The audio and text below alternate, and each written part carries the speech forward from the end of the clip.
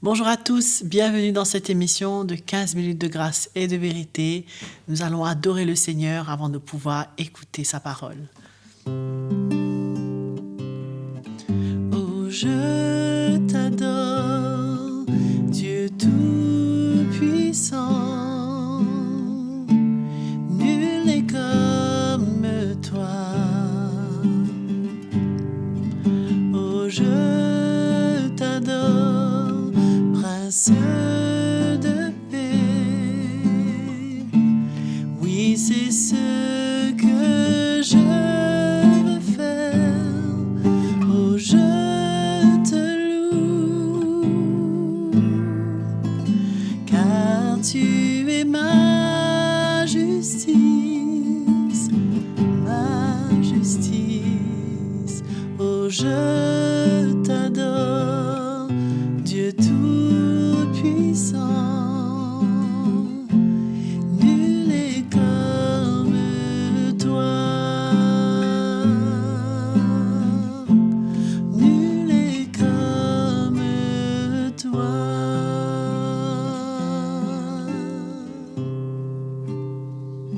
Amen.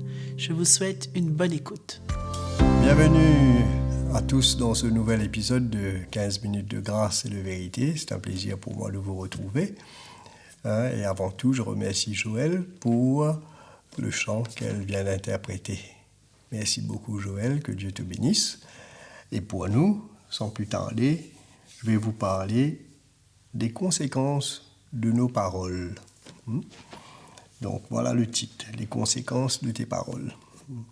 Alors dans Matthieu, chapitre 12, au verset 36.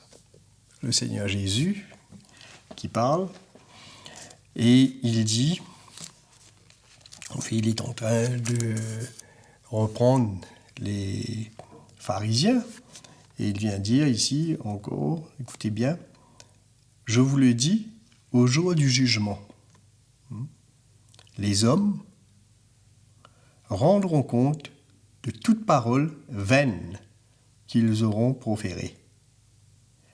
Car par tes paroles, tu seras justifié, et par tes paroles, tu seras condamné.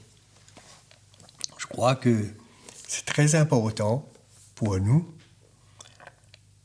qui sommes là, vous qui m'écoutez, moi-même, nous tous ensemble, nous puissions savoir qu'est-ce que nous disons et pourquoi nous disons ce que nous disons.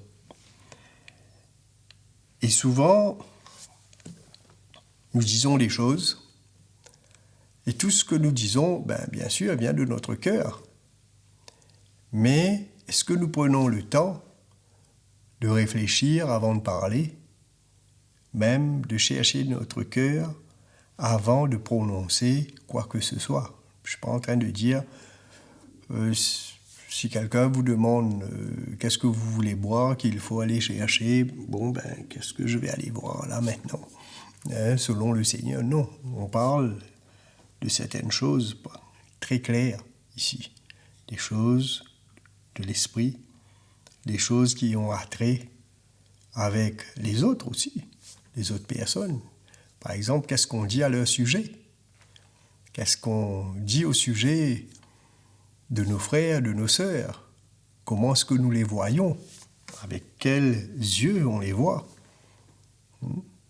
Est-ce qu'on les voit avec un cœur? Comme Jésus nous dit, pourquoi vois-tu la paille dans l'œil de ton frère, de ton prochain, et tu ne vois pas la poutre qui est dans le tien?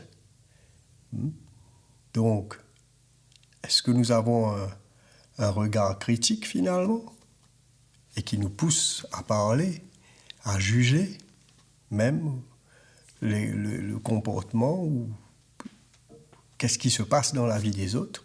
Parce que bien souvent, nous ne savons pas qu'est-ce qui se passe. Nous ne savons pas qu'est-ce qui les motive, qu'est-ce qui les a emmenés à faire certaines choses, à moins que nous avons des preuves claires. Mais je parle dans la vie de tous les jours. Quand nous voyons quelqu'un, Par exemple, je donne un exemple, voilà, très clair. Nous tous, on connaît l'histoire de Samuel, le prophète Samuel. Mais le prophète Samuel, quand il était encore, avant même qu'il naisse, sa mère était stérile. Sa mère ne pouvait pas concevoir. Et qu'est-ce qui se passe? Nous voyons qu'elle allait au temple et elle est penchée son âme devant le Seigneur. Et pour elle, elle était dans l'affliction. Elle se sentait humiliée et elle criait au Seigneur. Et elle sentait qu'elle était méprisée de la part des autres. Et donc, d'ailleurs, la parole de Dieu même dit, sa rivale lui prodiguait des mortifications pour la porter à s'irriter de ce que l'Éternel l'avait rendu stérile. Et toutes les années, il en était ainsi. Donc, chaque fois qu'Anne, la maman de Samuel, montait à la maison de l'Éternel, Péninia, la mortifiait de la même manière. Donc, alors elle pleurait et ne mangeait point. Et on peut voir qu'elle va partir, cette femme, au temple. Au chapitre 1er du livre, le premier livre de Samuel, au verset 10, elle part, elle monte au temple, et là, et l'amertume dans l'âme, elle pria l'Éternel et versa des pleurs. Elle pria et versa des pleurs. Elle fit un vœu en disant, Éternel des armées, si tu daignes regarder l'affliction de ta servante, si tu te souviens de moi et n'oublie point ta servante, et si tu donnes à ta servante un fils, je le consacrerai à l'Éternel pour tous les jours de sa vie, et le rasoir ne passera point sur sa tête. Comme elle restait longtemps en prière devant l'Éternel, Élie, le prêtre, le sacrificateur, observa sa bouche. Anne parlait dans son cœur et ne faisait que remuer les lèvres, mais on n'entendait point sa voix. Élie pensa qu'elle était ivre, et il lui dit, « Jusqu'à quand seras-tu dans l'ivresse? Fais passer ton vin. » Voilà. Le sacrificateur qui voit cette femme dans cet état, en train juste de remuer ses lèvres, là, et voilà, lui, il a vu, il a jugé, et il dit ce qu'il pense. Certainement, elle doit être ivre, saoule. Elle a bu. Anne répondit, « Non, mon Seigneur, je suis une femme qui souffre en son cœur, et je n'ai bu ni vin, ni boisson enivrante, mais je répandais mon âme devant l'Éternel. Ne prends pas ta servante pour une femme pervertie, car c'est l'excès de ma douleur et mon chagrin qui m'a fait parler jusqu'à présent. » Élie reprit la parole et dit, « Va en paix, et que le Dieu d'Israël exauce ta prière que tu lui as adressée. » Voyez, bon, Élie s'est ressaisi et il a réalisé qu'est-ce qui s'est passé. Voyez, voilà un exemple où quelqu'un est là et on dit quelque chose. Et je crois que c'est très important pour nous de savoir qu'est-ce qu'on dit aux gens. Qu'est-ce qu'on dit, dans quel contexte on va parler, et qu'on ne peut pas se permettre de dire n'importe quoi. Proverbe au chapitre 19, allons voir ensemble.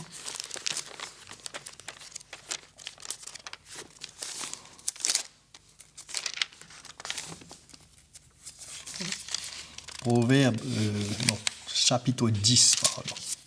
chapitre 10, verset 19. Voilà, j'ai inversé.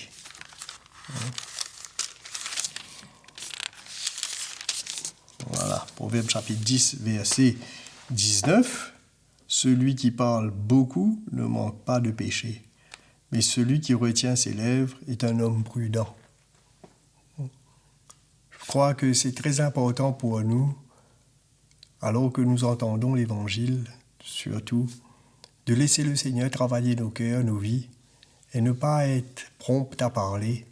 Au contraire, quand nous avons l'occasion de pouvoir dire quelque chose, de pouvoir emmener notre point de vue, cherchons à ce que le Seigneur lui-même puisse nous montrer, puisse nous guider. Et surtout, quand il s'agit de donner un conseil, quand il s'agit d'aider quelqu'un qui a besoin d'aide dans sa marche avec le Seigneur, quand il s'agit même de reprendre une personne, allons faire attention, parce que c'est l'état de notre cœur, la manière qu'on va venir, qui est important. Parce que, quand on regarde toujours dans ce que Jésus dit, juste avant, il dit quand, verset 35, juste avant le verset 35, quand il parlait aux pharisiens, il a dit, race de vipères, comment pourriez-vous dire de bonnes choses, méchants comme vous l'êtes? Eux, ils étaient méchants, oui. Mais écoutez bien, car c'est de l'abondance du cœur que la bouche parle. Qu'est-ce que vous transportez dans votre cœur? Qu'est-ce que nous transportons?